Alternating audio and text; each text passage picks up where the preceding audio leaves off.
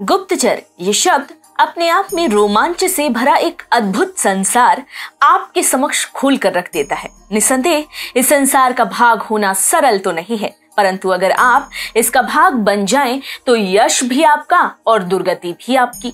अंतर इस बात से है कि आपका भाग्य आपको किस ओर लेकर जाता है। कुछ गुप्तचर ऐसे होते हैं जिन्हें जीते जी उनका सब कुछ मिल जाता है, और कुछ ऐसे भी होते हैं जिनकी मृत्यु के बाद भी उनका उचित सम्मान नहीं मिल पाता।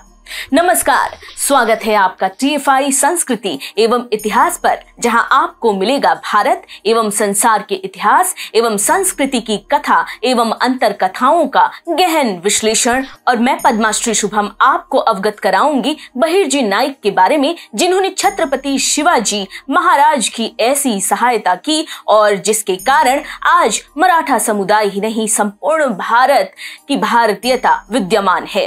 परंतु उनके शौर्य और उनके योगदान को कभी भी स्वतंत्र भारत में उचित सम्मान ही नहीं दिया गया। आगे बढ़ेंगे, लेकिन उससे पहले अगर आपको हमारा काम और हमारे विचार पसंद आ रहे हैं तो हमारे वीडियो को लाइक करें और हमारे चैनल को सब्सक्राइब कर लें। बेल आइकॉन प्रेस करना ना भूलें। सन 1659 में भारत का द्वितीय स्वतंत्रता संग्राम प्रारंभ हुआ, जिस युद्ध का साक्षी बना प्रतापगढ़ का दुर्ग, और जहां से भारत के सबसे वीर योद्धाओं में से एक छत्रपति शिवाजी महाराज का उदय हुआ। छत्रपति शिवाजी महाराज को भी कोई ऐसा व्यक्ति चाहिए था जो उनके समस्त कार्य पूर्ण कर सके, ऐसा व्यक्ति जो हर संकट से मराठा साम्राज्य की रक्षा कर सके, साथ ही उनके गुप्तचरों की संरचना को सुदृढ़ कर सके।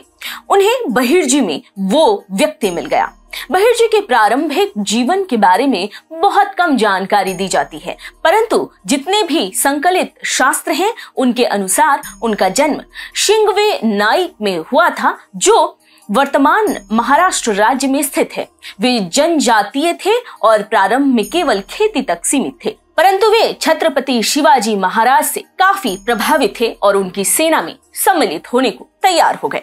शिवाजी राजे की सेना में एक कुशल गुप्तचर के रूप में उनके अभियानों और कारनामों ने मराठा साम्राज्य की सफलता में बहुत योगदान दिया। बहिर्जी अपने अभियानों के हर पहलू के बारे में विस्तृत जानकारी इकट्ठा करने में माहिर थे और छत्रपति शिवाजी के कई अद्भुत कारनामों का श्रेय बहिर्जी नाइक और उनके आदमियों को दिया गया। शिवाजी राजे ने जिस स्वतंत्र भारत, जिस हिंदवी साम्राज्य का सुनहरा स्वप्न देखा था, उसके लिए उन्हें आभास था कि उन्हें हर स्थिति के लिए पूर्व से ही तैयारी करनी होगी, जिसके लिए एक ओर उन्होंने योद्धाओं के रूप में नेताजी पालकर, हम्बीर राव मोहिते, प्रताप राव गुर्जर, तानाजी मालुसरे जैसे लोग चुने, तो दूसरी ओर उन्होंने शत्रुओं के बीच में से उनकी गुप्त जानकारियां प्राप्त करने में निपुण बहिर्जी नाइक जैसे गुप्तचर को भी चुन लिया। अंततः वह समय आ ही गया जब शिवाजी राजे का उद्भव हुआ। संयोग भी देखिए, ये समय भी तब आया जब भारत में औरंगजेब जैसे आक्रांता ने सत्ता पर पैठ बना ली, परंतु मुगल शिवाजी का प्राथमिक लक्ष्य नहीं थे, बल्कि एक बार फिर उनका सामना आदिल शाही से हुआ। सुल्तान मोहम्मद आदिल शाह भले ही नहीं रहे, परंतु उनकी बेगम रक्त पिपासु थी और उसने अपने विश्वास पात्र अफजल खान को शिवाजी का संहार करने के लिए भेज दिया। आदेशानुसार अफजल खान ने शिवाजी राजे के दुर्गों पर धावा बोल दिया और निर्दोषों पर अत्याचार करना शुरू कर दिया। शिवाजी राजे को आदिल शाही सेना ने प्रतापगढ़ के दुर्ग के निकट घेर लिया, जहां शिवाजी ने अफजल खान को संधि के लिए मनाया। संधि के लिए शिवाजी महाराज ने अफजल के निर्देशानुसार एक छावनी में मिलने का निर्णय किया, जहां केवल एक व्यक्ति और एक अंगरक्षक को साथ आने की अनुमति थी, परंतु बहिर्जी और उनके विश्वास पात्रों की सूचना अनुसार शिवाजी महाराज पहले से ही तैयार थे, क्योंकि अफजल खान की मंशा कुछ और ही थी। अपना बिछुआ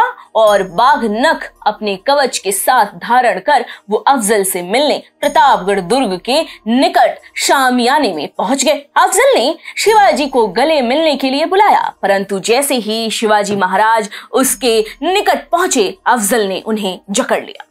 पहले से ही सतर्क शिवाजी महाराज ने अपने बाघ नख से उनकी पीठ पर प्रहार किया। उसके बाद अब अफजल खान ने प्रतिघात में अपनी कटार चलाई तो शिवाजी ने अपने बिछुआ से उसके पेट पर प्रहार कर दिया और अफजल खान की आंतें फाड़ डाली। अफजल खान किसी तरह अपने सहयोगियों के सहारे बाहर निकला, परंतु शिवाजी महाराज के विश्वास पात्र संभाजी कविजी कोढ़ ढालकर ने अफजल खान का सर धड़ से अलग कर दिया। इसके साथ ही आदिल शाही की जो सेना शिवाजी का नाश करने आई थी, उन्हें उल्टे ही अपने ही सर्वनाश को देखना पड़ा और इस तरह हिंदवी साम्राज्य की नींव स्थापित हो पाई।